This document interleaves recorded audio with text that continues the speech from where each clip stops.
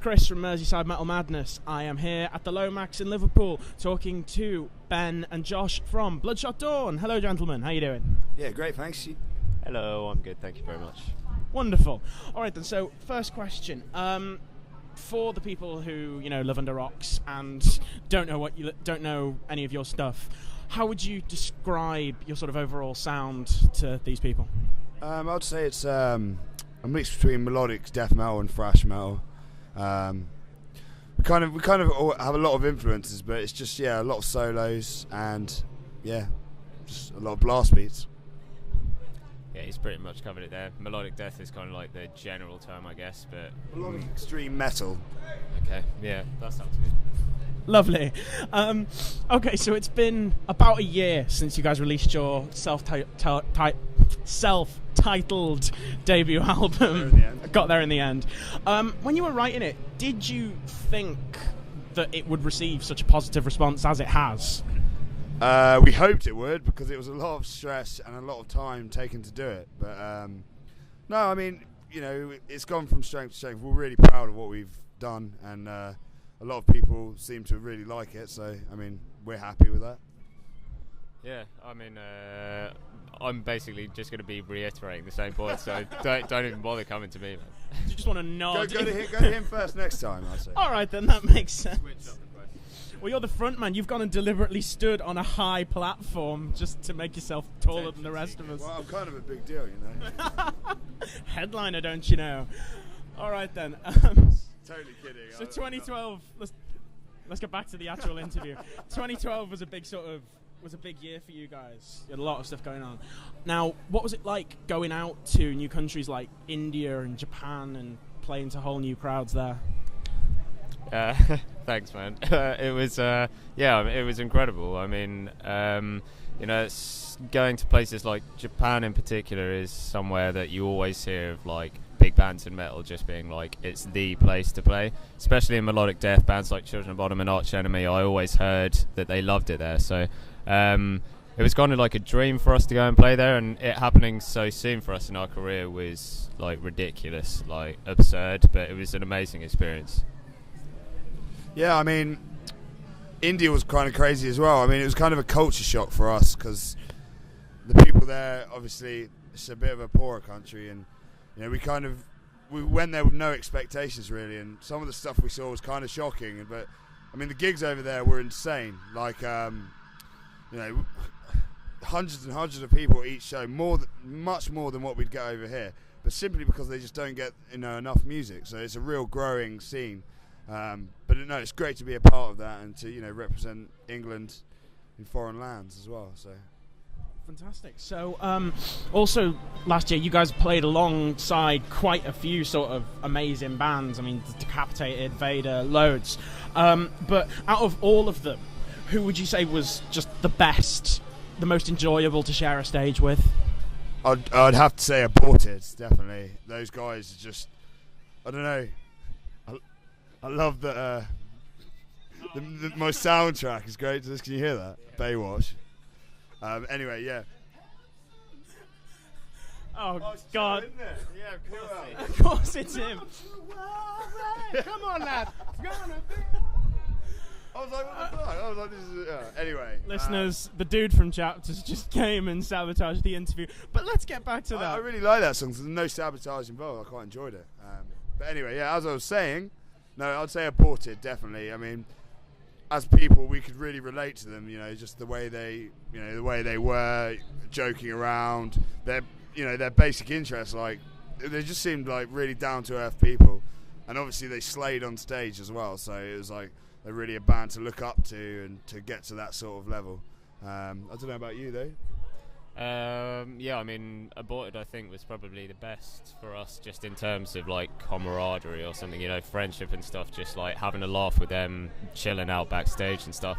But we have just come off tour with Scar Symmetry, who, like both Josh and I, it's like our favourite metal band, so that was insane as well. Yeah, love you guys, Scar Symmetry, yeah. So, that was fucking awesome as well, man. So, of everything that you've been through in this incredibly active last year, what would you say, if you could pick one, was the best moment of all of it? Can I have two? You certainly may. I'd say Bloodstock. Bloodstock. Can you be quiet, please? I'd say Bloodstock open air.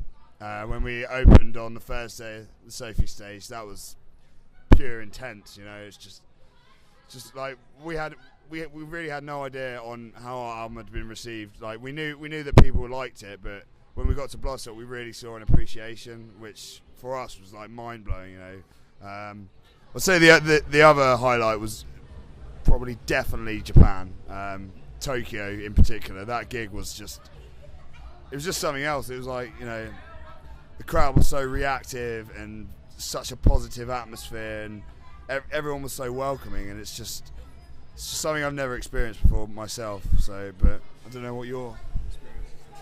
Yeah, I mean, those two gigs are the same for me, really. I mean, Japan, it just it felt like we were in a band that had been going for like 20 years. Like the amount that people were, the enthusiasm they brought and stuff, it was mental. Oh, that's really cool. So, now, back to the present. This tour, how's it been going? Yeah, it's been going pretty well. I mean, the Scar Symmetry dates kind of like led up to these headline shows we've got now. The Scar Symmetry tour went great. Like, all the shows were sick. We played in both the UK and Ireland's always really good for us. So, yeah, all the shows were sick, man. I mean, this tour, second half of the tour started a bit rocky. Obviously, you know, all tours have issues. But I mean, we're really hoping tonight's going to turn that around for us. 'Cause Liverpool's always good for us, so we're really excited about tonight. So. And apart from the fact that they barge in and sabotage interviews, what do you think of the other bands on the bill this tour? Oh, Chaps is a lovely guy. It's like, you know, like, except for Joe, the singer. I mean, he's a bit. The rest of them are really stand-up guys there, and I don't know. I'd definitely like to spend time with them on another tour, you know, because it's going to be a short one for us. But I mean, as a band as well, they're really great musicians and really, really solid sound. So it's a great band to be having supporting us, and we're pretty happy with them to be, you know, on the road with us, helping us out. So. Yeah, man. I mean, Chapters. This is the first time really that I've heard them is actually on stage the last couple of days, and you know, now I basically want to get home and listen to their stuff because they're slaying it every night. It's sick. They have an album, by the way, and it sounds amazing. Like, I can't recommend it enough. Joe actually worked on a tour with me when we weren't playing, and he showed me the whole album, and it sounds spectacular. So, like, I would really check it out if you get a chance when it comes out, because it's a great release. Fantastic. So, what can we expect from your set tonight, then?